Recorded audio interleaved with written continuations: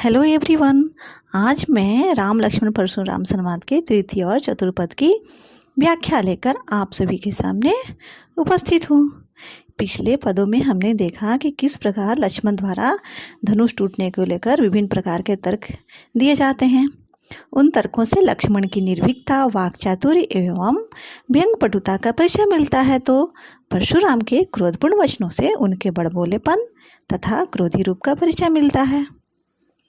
अब इस तृतीय और चतुर्पद में हम देखेंगे कि किस प्रकार परशुराम के क्रोध करने पर भी लक्ष्मण जी ने क्रोध न करने का कारण बताते हुए कहा, बिहसी लखनऊ बोले मृदुभानी, अहो मुनीषु महाभट मानी, पुनि पुनि मोही देखावक उठारू, चहत उड़ावन फूंकी पहारू। परशुराम के कटु वचनों तथा बड़बोलेपन पर लक्ष्मण मुस्कुराते हुए और हंसकर कोमल वाणी में बोलते हैं, ओहो मुनीष, मुनीष अर्थात मुनीश्वर, ओहो मुनीश्वर, आप तो अपने आप को बड़ा भारी योद्धा समझते हैं। महाभट मानी यानी कि महायोद्धा, आप तो अपने आप को महान योद्धा समझते हैं। पुनि पुनि मोही देखावक उठारू अर्थात बार बार मुझे कुल्हाड़ी दिखाते हैं। चहत उड़ावन फूंकी पहाड़ू, और एक ही फूंक से पहाड़ उड़ाना चाहते हैं।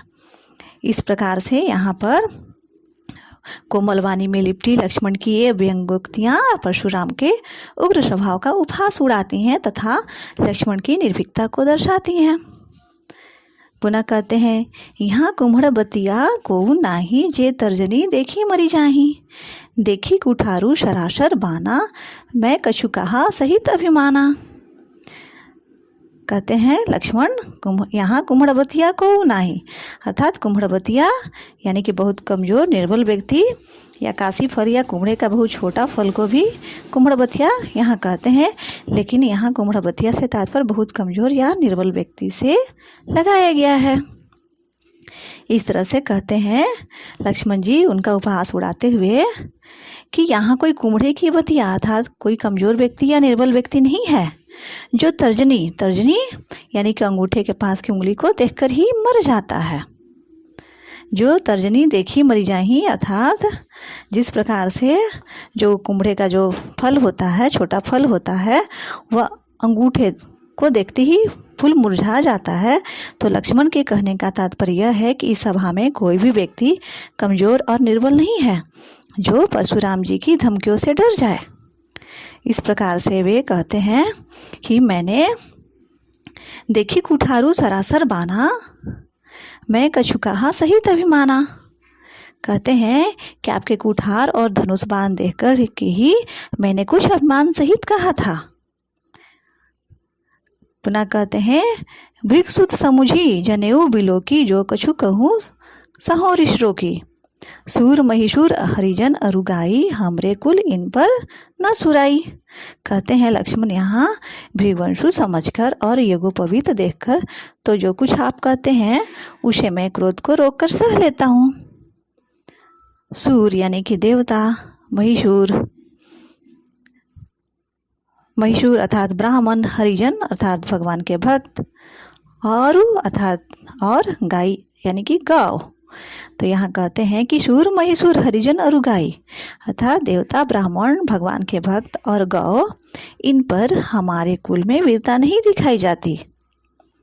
बंधे पापू अब कीर्ति हारे, मारतहु पा परिये तुम्हारे, अर्थात क्योंकि इन्हें मारने से क्या लगता है, पाप लगता है, और इनसे हार जाने पर क्या होती है, अपकीर्ति होती है। इसलिए यहाँ लक्ष्मण कहते हैं कि मारत हूँ पाप परिये तुम्हारे, इसलिए अगर आप मारे भी तो हमें आपके पैर पड़ना चाहिए। पुनः कहते हैं लक्ष्मण, कोटि कुली सम वचनु तुम्हारा, व्यर्थ धरहु धनुवाण कुठारा। कहते हैं यहाँ लक्ष्मण कि आपका एक एक वचन ही, कोटि कुलिस सम वचनु तुम्हारा, कुलिस यानी कि कठोर, आपका एक एक वचन ही करोड़ों व्रजों के समान है। व्यर्थ धरु धनुबान कुठारा, आप तो व्यर्थ ही धनुष बाण और कुठार आप व्यर्थ ही धारण करते हैं। जो बिलो की अनुचित कहूँ छमहु महामुनि धीर, सुनी सरोस भृगुवंश मणि, बोले गिरा गंभीर।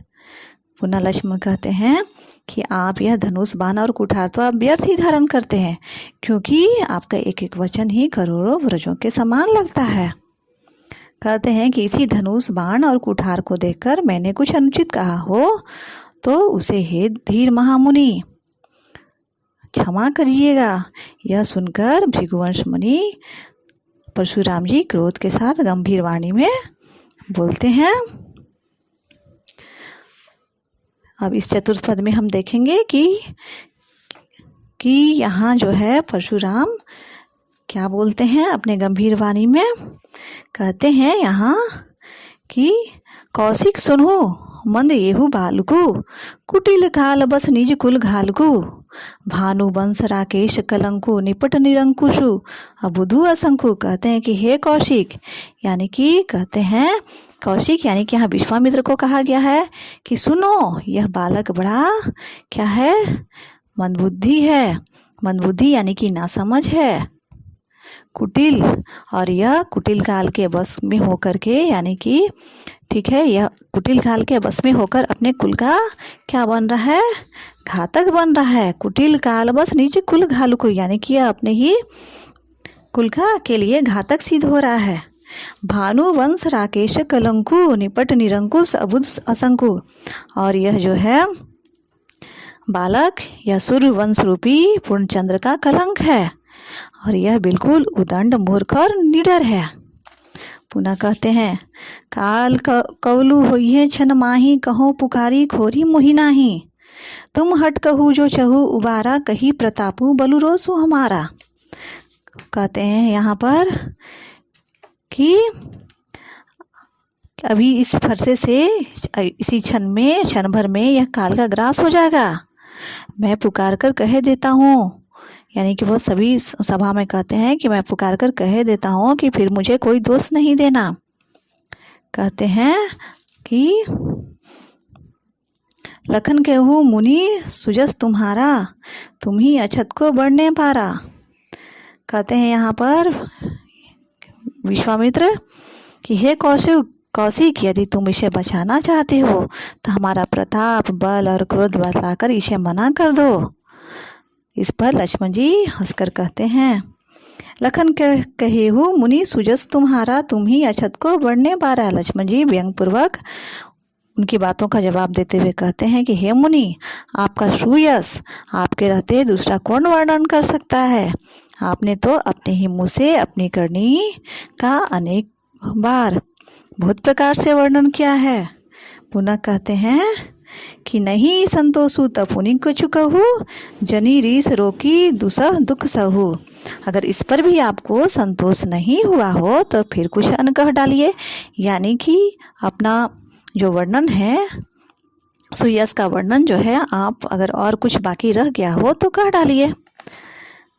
कहते हैं कि वीरव्रती तुम धीर अछोभा गारी देत न पाओ शोभा। हे मुनिवर, आपने अपने ही मुँह से अपनी करनी का अनेक बार वीरता का बखान किया है, ठीक है, और आप तो वीरता का व्रत धारण करने वाले धैर्यवान और क्षोभ रहित हैं, लेकिन आप गाली देते शोभा नहीं पाते। पुनः लक्ष्मण यहाँ व्यंग उपहास करते हुए कहते हैं शूर समर करनी करही करी न जनाभी आपू विद्यमान रन पाई रिपु कायर कथी प्रतापू। कहते हैं कि शूरवीर तो युद्ध में करनी में विश्वास रखते हैं, न कि अपनी, ठीक है, उसे कहकर अपनी वीरता को जताते नहीं। अर्थात जो शूरवीर होते हैं वह युद्ध के मैदान में शूरवीरता को दिखाते हैं, न कि वह जो है अपनी वीरता को कह करके नहीं जताते हैं। और शत्रु को युद्ध में उपस्थित पाकर कायर ही अपने प्रताप की डींगे मारा करते हैं, जिस प्रकार से आप अभी डींगे मार रहे हैं। इस प्रकार से बच्चों हमने तीसरे और चौथे पद की व्याख्या यहाँ प्रस्तुत की। धन्यवाद।